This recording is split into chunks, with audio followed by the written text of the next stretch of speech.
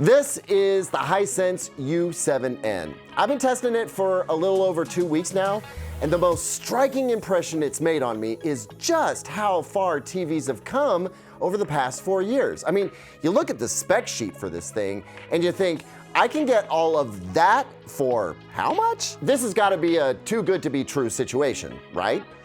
Well, is it? Let's find out.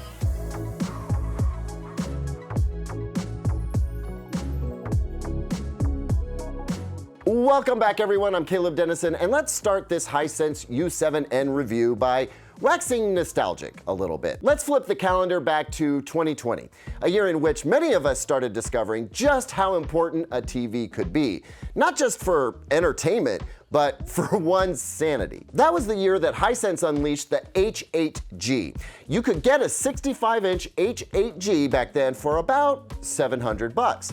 So I did the math, ChatGPT, and adjusting for inflation, that's about $825 in 2024 money. Now, if you look at today's Hisense U8N, which sits in the same spot within Hisense's 2024 TV lineup as the H8G did back in 2020, you'll notice that a 65-inch version of the U8N is gonna run you about $1,050 on sale. That's a big bump in price. Now, I bring all that up because 4 years ago, we talked about TVs like the H8G as being the pinnacle of value. You could spend a lot more, but TVs like the H8G performed so well, it called into question whether you should spend more. The U8N is no longer that kind of TV for Hisense.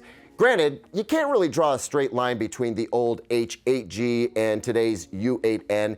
The U8N is, even just relatively speaking, a far more advanced TV. I mean, Hisense simply upped its game in a big way over the last 4 years. Instead, that slam dunk value proposition TV for Hisense is now this TV, the U7N. The 65-inch version of this TV comes in at, well, under $800 right now, putting it in that under $1,000 price bracket. And as I said in the intro, the spec sheet makes this thing look like a sleeper hit in the making. I'm talking about a promised 1500 nits peak brightness for HDR, mini LED backlight system broken down into 384 dimming zones for this 65-inch, a built-in subwoofer, advanced gaming features, up to 144 Hz refresh rate, Wi-Fi 6, an ATSC 3.0 tuner. I mean, it's got features that you couldn't even get 4 years ago, and at a really attractive price. So is it too good to be true, or is this really the biggest bang for your buck TV that we've ever seen? Let's find out. During my whirlwind unboxing of this TV, I found just two surprises. One was the shiny silver finish on the remote. It's plastic, by the way, not metal. And the other was the stand, which comprises these pigeon-toed legs. Not cute, but stable, and they include cable management clips, so thumbs up there. But the ugliness is covered by this plastic plate, which makes the stand a lot more attractive. The TV's thickness is about what I'd expect, kind of middle of the road. The bezels are virtually non-existent, which is, again, par for the course these days. You know, I mean, it's a decent looking TV for the money. The remote has one programmable button, so if your favorite streaming service isn't already on here, you can map it to this heart button. Google TV is built in, so you get a mic on the remote and built into the TV, which you can turn on or off, depending on whether you want to use hands-free Google Assistant. Setup takes, well, it takes a little while due to updates, but once it's all done, if you've used Google TV before, you don't have to take a ton of time logging into all your streaming accounts because your accounts and passwords are saved, which I love. So far, so good. Now, the operating system, it was bugging out on me there for a little bit, but it appears to have been mostly fixed with one of the updates the TV got while I was testing it. It's been mostly smooth sailing since then. The only thing that bugs me is that I occasionally get this lost Wi-Fi connection error when turning it on, but it fixes itself in no time. Still, I'd like to just see that go away entirely. The next step for my testing is to get it out of eco mode, which fortunately just requires you to pick a different picture preset than what it is out of the box. There are no hidden eco settings that you have to root around for that cap the TV's brightness, okay? So I worked with both theater day and filmmaker mode for SDR and HDR. I was sure to turn the automatic brightness sensor here off, and I made sure peak brightness and local dimming settings were on high. And then I used Dolby Vision Custom with motion smoothing turned off and a couple of enhancement features shut down. Now you can choose to apply these picture settings to all content sources or just the one you're using at the moment, which is huge for me because it saves a bunch of time tuning the picture for every single app and every single input. Kinda wish LG would just do this with their operating system. I then proceeded to watch this TV every single day for a couple of weeks. And I'll tell you what I think of this TV in a moment. Lots of good news to share, but there is one particular thing that you need to know about before you choose to buy this TV. Right now though, it's time for a segment I like to call Numbers for Nit Nerds. This is where we dive into the measurements of this TV, check it against Hisense's claims, and see how well it holds up to other TVs both at and above its price class. Now if that sounds a bit nerdy for you, no problem, just skip right ahead to the next section using the timecode links down in the description. For all you nit nerds though, here's what we're working with. SDR peak brightness with the default filmmaker mode brightness setting of 45 came in at 531 nits. In theater day with the brightness setting at its default of 80, it came in at 1044. And if I maxed out the brightness setting, I got 1,317 nits. Now, if you pair that kind of brightness with the anti-glare screen that's on this TV, you have a television that can absolutely handle a bright room. So just remove that from your list of concerns. Going back to filmmaker mode, white balance came in looking pretty good with the 30% stimulus showing errors below a delta E of 2 and 100% around a delta E of 4. That is really solid for a TV of this price. 20-point grayscale shows that the only real balance errors are in the brightest whites. Everything else was at or below a delta E of 3, meaning not perceivable errors by the human eye. Now for grins, I jacked up the brightness to 80 in filmmaker mode, and the U7N actually measured a little better. The peak white balance got a little better, dropped to about 3, and the gamma stayed consistent, averaging about 2.5, which suggests to me that this TV just likes to be bright. Color performance in SDR filmmaker mode was surprisingly good, with delta errors below 3 in the color gamut test. The color checker test though, this is a torture test, right? And the U7N gets a solid A. I didn't expect such accuracy at this price point. I mean, compared to the Roku Pro series, this is starting to look like a budget videophile's dream TV. Color saturation and luminance tests too looked amazing. Some more significant errors in some of the lower luminance reds and blues, but nothing outrageous. On balance, still really surprisingly good. Now, in HDR filmmaker mode, peak brightness on a 10% window was just over 1300 nits. If I bumped the window size up a bit, we actually saw brightness performance go all the way up to 1500 nits. Now, this is as promised by Hisense, but I mean, it's just that historically the Hisense TVs I've tested have always exceeded brightness claims. I'll show you the real-world HDR reading in just a moment. This TV follows the EOTF curve pretty well for the most part. The lower end tracked a bit low, so blacks and dark grays came in dimmer than what they were supposed to, but the high end is spot on, as was the RGB balance across the board. HDR color performance was, frankly, exceptional, with just one color swatch tipping barely above a delta E of 3, and the rest of them down around 2. Huge thumbs up here because HDR color performance, especially with luminance errors, is where most of these less expensive TVs tend to falter. The U7N covered 96% of DCI-P3 color space and 77% of Rec 2020 for me. Just see the TV hitting its limits in the brightest colors of that Rec 2020 space, which is not a surprise. So if you're just rejoining us after skipping ahead, here's the deal. By the measurements, this TV far exceeds my expectations. As far as accuracy goes, I think it's as good as I've seen from a TV in this price class and even beats more expensive models like the TCL QM8.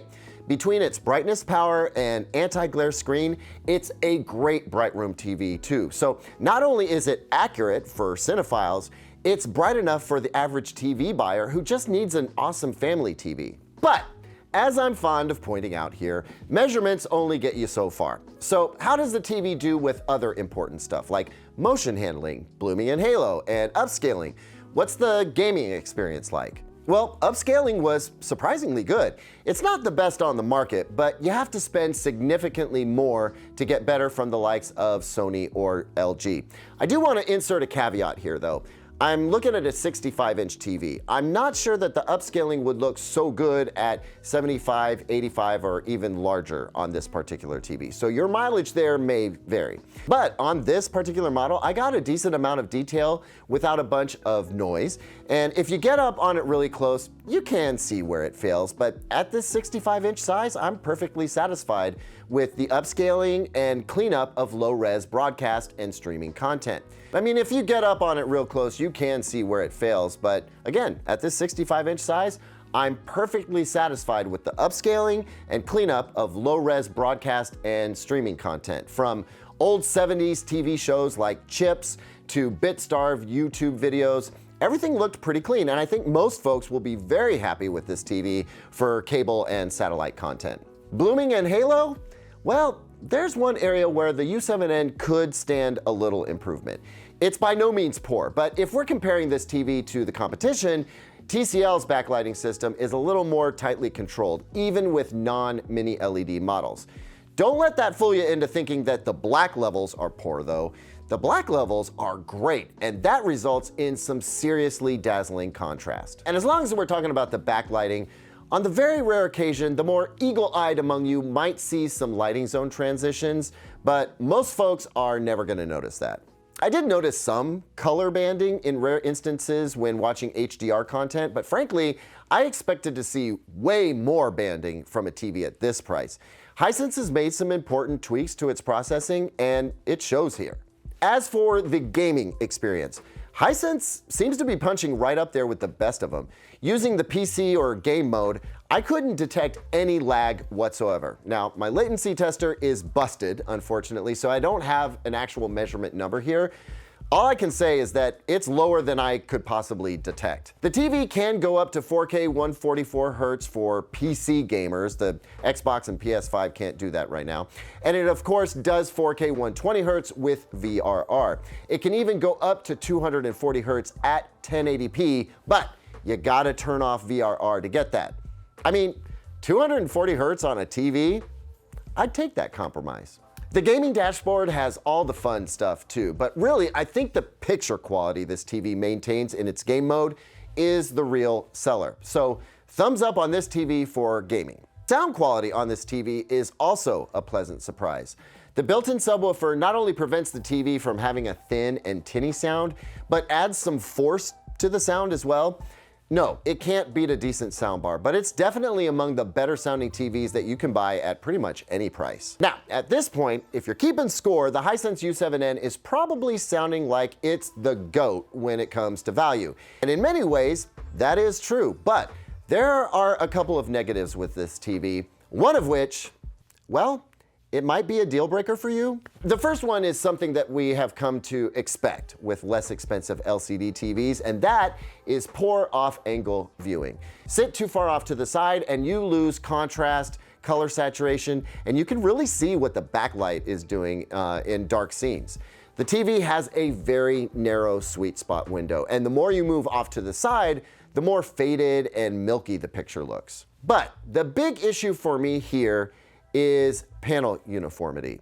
Unfortunately, this unit I have here, it's got some of that dirty screen effect. Now, if you want to know more about what dirty screen effect is, or DSE, I've made a whole video about that. Here, I just want to show you what I'm working with.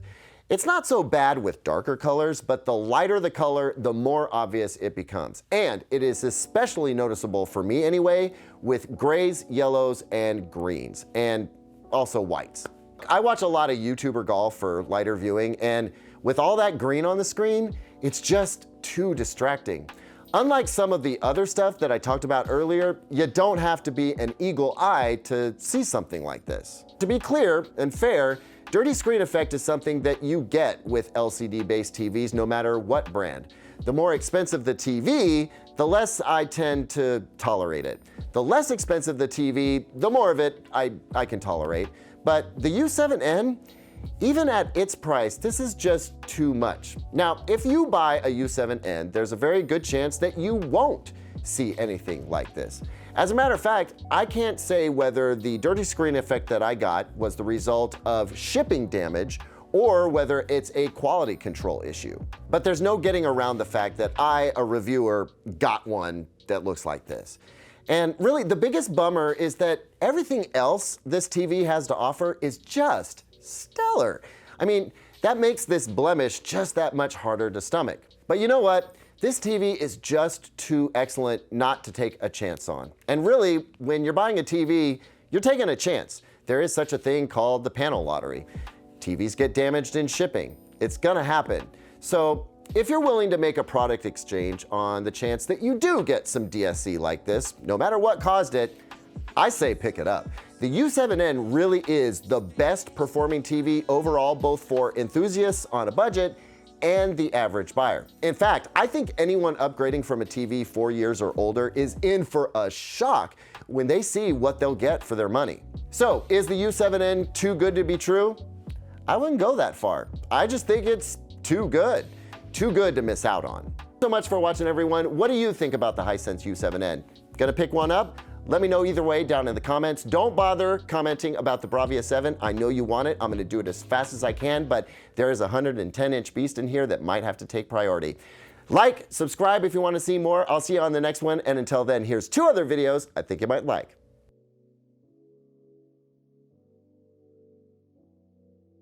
Not cute, but stable.